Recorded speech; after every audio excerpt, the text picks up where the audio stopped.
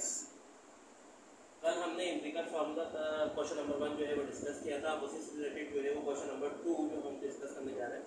ठीक है, ये थोड़ा अलग है क्योंकि इसके अंदर मास और मॉलिक्यूलर वेट वगैरह इसका अलग किया गया। ठीक है, तो अगर आपने चैनल को सब्सक्राइब नहीं किया तो सबसे पहले सब्सक्राइब करें और बेल आइकन को भी दबाएं ताकि मज़ीद जो है वो नई वीडियोज़ आपको मिलती रहे। ठीक है स्टूडेंट्स, तो हम चलते हैं इसकी तरफ के क्वेश्चन क्या दिया था हमारे पास कि ethylene glycol is used as anti freeze combustion of 6.38 gram of ethylene glycol, 9.6 gram of CO2 and 5.58 gram of H2O and its molecular mass is 62. Find the empirical molecular formula. कह रहे हैं कि इथाइलिन ग्लाइकॉल जो था वो anti freeze था, तो उसकी क्या की कंबशन की गई कितने ग्राम की, यानी जो कंपाउंड था पूरा उसका मास कितना था 6.38 ग्राम। जब उसकी कंबशन की गई इथाइलिन ग्लाइकॉल की तो हमारे पास उसके नतीजे में 9.06 gram of CO2, carbon dioxide जो है 9.06 ग्राम आया और 5.58 ग्राम ऑफ H2 आया नतीजे में। ठीक है, and it's molecular mass is 62 और उसका मॉलिक्यूलर मास कितना है 62 है। Find the empirical and molecular formula. आपको क्या मालूम करना है, एम्पिरिकल और मॉलिक्यूलर फार्मूला आपको मालूम करना है। ठीक है, कल जो था मैंने थोड़ा डिटेल में समझाया था, साथ साथ जो है वो लिखवा के तो कॉन्सेप्ट तो क्लियर हो गया था। एक प्रैक्टिस के लिए जो है वो मैंने समझाना था। ठीक है, तो इसका डेटा क्या है कि मास ऑफ कंपाउंड आपके पास दिया गया है 6.38 ग्राम।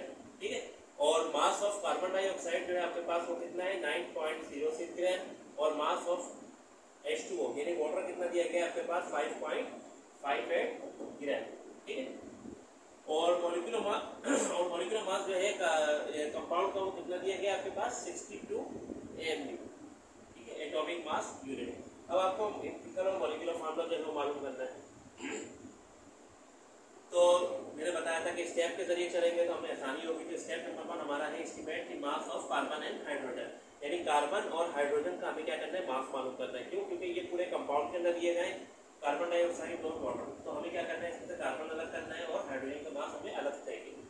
तो हम क्या करेंगे कि mass of carbon is equal to 1 mole of carbon divided by 1 mole of CO2 into mass of CO2।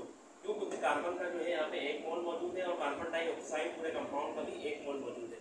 तो 1 mole of carbon 1 mole of CO2 into mass of CO2। अब आपके पास कार्बन का 1 मोल का जो वेट होता है एटॉमिक वेट वो कितना होता है 12 होता है और पूरे कंपाउंड का 1 मोल कितना होता है 44। 12 प्लस 32 इज इक्वल टू 44। ये नंबर ऑफ मोल्स वाले टॉपिक में जो आपको डिस्कस किया था, मेरी पिछली वीडियोस देखना आपको समझ में आएगा। ठीक है, तो 12 divided by 44 into mass of carbon dioxide. Carbon dioxide का मास कितना है 9.06 ग्राम।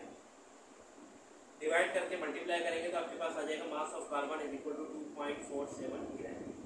ठीक है, अब जिस तरह हमने मास ऑफ कार्बन मालूम किया है इसी तरीके से हम मास ऑफ हाइड्रोजन भी मालूम करेंगे। मास ऑफ हाइड्रोजन मालूम करने के लिए क्या है आपके पास, देखिए यहाँ पे हाइड्रोजन के कितने मोल दिए गए 2 मोल दिए गए और पूरे कंपाउंड के कितने मोल्स हैं 1 मोल है। ठीक है, सिर्फ हाइड्रोजन के 2 मोल है, पूरे कंपाउंड के 1 मोल है। तो 2 मोल ऑफ हाइड्रोजन और 1 mole of H2O into mass of H2O, जो भी मास दिया गया H2O को, तो 2 मोल डिवाइडेड बाय H2O यानी 2 इसके मोल और 16 इसके। ठीक है, तो 16 एटॉमिक वेट इसका है और 1 इसका है, तो 1 × 2 + 16 तो ये हो जाएगा 18। ठीक है, इनटू 5.58 ग्राम। डिवाइड करके मल्टीप्लाई करेंगे तो आपके पास आ जाएगा 0.68 ग्राम। अब आपके पास स्टेप नंबर 2 है एस्टीमेट द परसेंटेज। आपके पास मास ऑफ कार्बन भी आ गया, मास ऑफ हाइड्रोजन भी आ गया। अब आप क्या करेंगे, मास ऑफ कार्बन और मास ऑफ हाइड्रोजन की मदद से इन दोनों की परसेंटेज को फाइंड आउट करेंगे। परसेंटेज को किस तरह फाइंड आउट करेंगे कि percentage of carbon is equal to mass of carbon divided mass of compound. इस तरह हम परसेंटेज निकालते हैं। बताया था आपको कि ऑक्टेन डिवाइड बाय टोटल करते हैं, तो बिल्कुल इसी तरीके से। तो ऑक्टेन जो हासिल हुआ है 9.06 जो हासिल हुआ था कंपाउंड का और इधर 5.58 ग्राम H2O का हासिल हुआ। तो फिर हमने क्या किया, उसके अंदर से कार्बन और इसमें से हाइड्रोजन जो है वो अलग कर लिया। फिर अलग करने के बाद इसकी परसेंटेज निकालिए, मास of carbon divided mass of compound. Mass of carbon कितना आपके पास 2.47 डिवाइड कर देंगे मास of compound. Mass of compound आपके पास कितना दिया गया 6.38 ग्राम। डिवाइड करेंगे मल्टीप्लाई करेंगे 100 से तो परसेंटेज आ जाएगी, percentage of carbon is equal to 38.71%। ठीक है, अब इसी तरीके से आप परसेंटेज ऑफ हाइड्रोजन मालूम करेंगे। Percentage of hydrogen is equal to mass of hydrogen divided mass of compound into 100। तो मास ऑफ हाइड्रोजन आपके पास जो निकला था वो निकला था 0.68 ग्राम।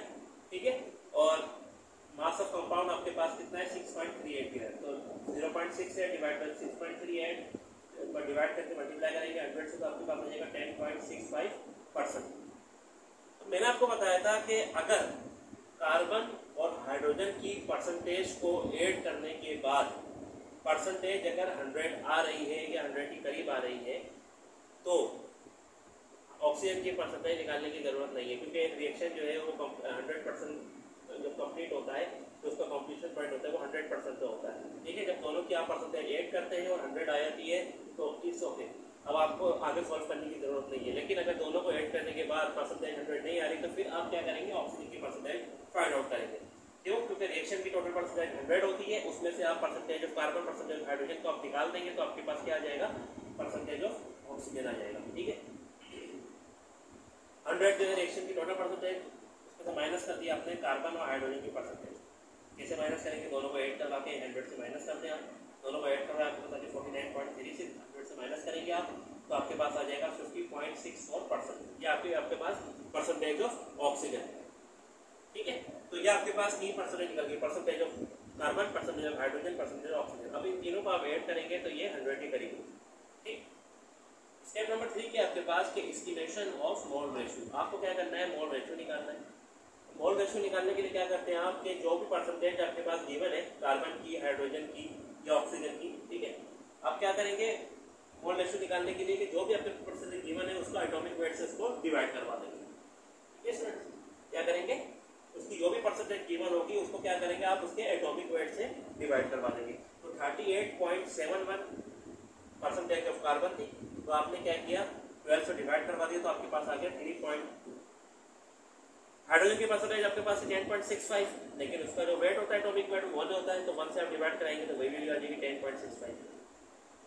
ऑक्सीजन की परसेंटेज थी आपके पास 50.64, तो आपने क्या किया उसके एटॉमिक वेट से डिवाइड कराया 16 से, तो आपके पास परसेंटेज आ गई वो मोल रेशियो आ गया आपके पास 3.36। ठीक है, अब आप क्या करेंगे, स्टेप नंबर 4 में कि सिंपल एटॉमिक रेशियो निकालेंगे। सिंपल एटॉमिक रेशियो क्या होता है कि मोल रेशियो के अंदर जो सबसे लीस्ट वैल्यू होती है मोल रेशियो की, उसी से सबको आप क्या करते हैं, डिवाइड कर देते हैं। इस तरह से आपके पास सबसे लीस्ट वैल्यू इसमें से 3.2 है, तो 3.2 से ही 3.2 भी डिवाइड हो जाएगा 10.6 आएगी 3.36, 3.2 डिवाइड बाय 3.2 कार्बन का 1 आ गया, और हाइड्रोजन का 10.65 डिवाइड बाय 3.2, तो अब अप्रॉक्सीमेट वैल्यू होती है 3 आ गई। ऑक्सीजन 3.36 डिवाइड बाय 3.2, तो अप्रॉक्सीमेट वैल्यू है 1। यहाँ पे आपने क्या कर दी, 1 लिख दिया। मैंने आपको बताया था पिछली वीडियो के अंदर, पिछले लेक्चर में, कि सिंपल एटॉमिक रेशियो जो होता है वही हमारा एम्पिरिकल फार्मूला होता है। ठीक है, C की वैल्यू क्या है 1 है, H की वैल्यू 3 है, O की वैल्यू 1 है, तो यही हमारा एम्पिरिकल फार्मूला है। Hence empirical formula CH3 C1H3O1। ठीक है, अब हम क्या करेंगे, अपने मॉलिक्यूलर फार्मूला के लिए आगे बढ़ते हैं कि मॉलिक्यूलर फार्मूला किस तरह फाइंड आउट करेंगे। तो आपके पास जो है एम्पिरिकल फार्मूला मास गिवन है CH3O, तो आप उसका एम्पिरिकल फार्मूला मास कैसे निकालेंगे कि कार्बन का होता है 12 एटॉमिक वेट, उसको आप क्या करेंगे, उसके मोल से मल्टीप्लाई कर देंगे, यहाँ पे कितना 1, तो 1 से मल्टीप्लाई हो जाएगा।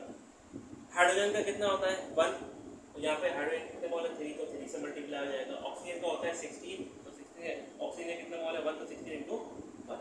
ठीक है, अब आप क्या करेंगे कि 12 into 1 1 2 3 और 16 into 1, तो 12 plus 3 plus 16 ये होता है आपके पास 31। तो आपके पास आगे empirical formula mass is equal to 31 आ गई।